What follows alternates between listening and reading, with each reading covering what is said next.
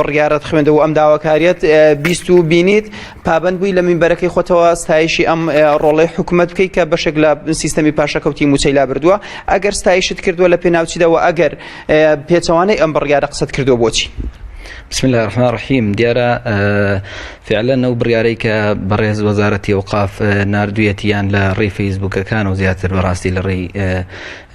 تكنولوجيا بالإنترنت وزيادة البلاغوتو كم تلو كتاب جيشو تدستمان بلام قرن قوي أوي إما بيلين ستايش كردني أو برياري يعني لبايتش دا لراسي دا إما زيادة لسي صال لانكم أجر بوشوار صال دروا خلقي هريمي كردستان لمعاناة دايا برياردان لسركم كرنوي موشو بريني موشي هزاران فرمان بري أمولاتك كلا همو دنيا داشتيك يعني دبيت تاريخ بنوسيته يعني معناه إني كمن بوزيات كرنوي باشا كوتيك ديسان بباشا كوتوا بلهم دس خوش حكومتي برز يعني لراسي ده أمجي إشكاله ويهر أوانيك مأموم لمزقوتكم ده دنيشن زي جاي قبول يعني نبيد ووري نجرن ليم براسي وأما حالتك بيوستي ببيدات شنوية كي ورد وقول هي بدس خوشي ما مصياني عيني تنها تواونا بلكو إما زيادة لشوار صالة لا من بركانه وتارد دين بو كمترين حالتي جبيت حكومتي هرمي كردستان أهمية ونرخو بهاي بو من بركان داننا وتاوي إما بين دس خوشي لباشا كوت كرنوي دوباري حكومتي هرم كين كموشي فرمان بران موشي ياساي فرمان بران ديسان باشا كوت كاتو بلين دس خوش دبي ليرة أو برسم لماوي أو شوار صالة كبردوخشي سختي داري بروشي متخوراني قلتو حكم وزارة أوقاف داويلي أو كردوا كمن بركان لري من بركان وفشار لسر حكومة دروس كان بوي سيستمي باشا كوتي متلا بريت أصلاً أويك إما بداخل ودي بينين وزارة أوقاف دبوا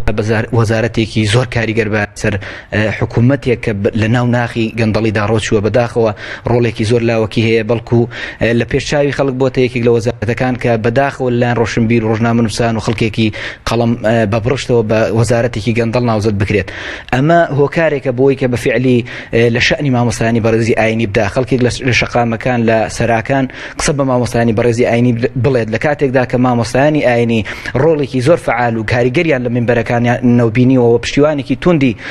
بشاندراني برز بون كداوي چونك اوان تيدگان ك ظلم واستبداد ونادات قري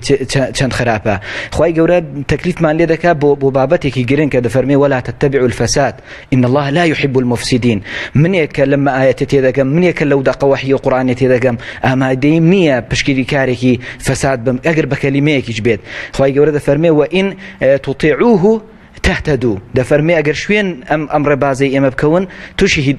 هداية دبن توشي سرفرازي وبختوري دبن من كشويني فساد كون براسي يعني شلون يعني بيتشواني مبادئ ديني برانسيب اسلامي كان يخوم صدقم لبروينات وانا براسي وقناعت موايا امري بشكي زوري ما مصابر زكاني سر من بركانه كانت وان او حق بخويا بدن لسر حقي خراي ما مستانك فرمان برانك تندرس كارانك بناخي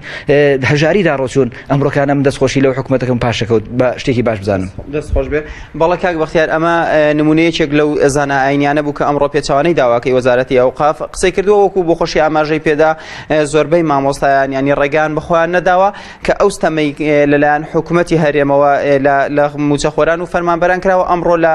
بەرامبەر ئەوەدا کە بەشێک لە پاشەکەوتی موچە لا چووە لە ئەنی حکومەت لای بردو ئەمڕۆ بێن ستایشی حکومەت بکەن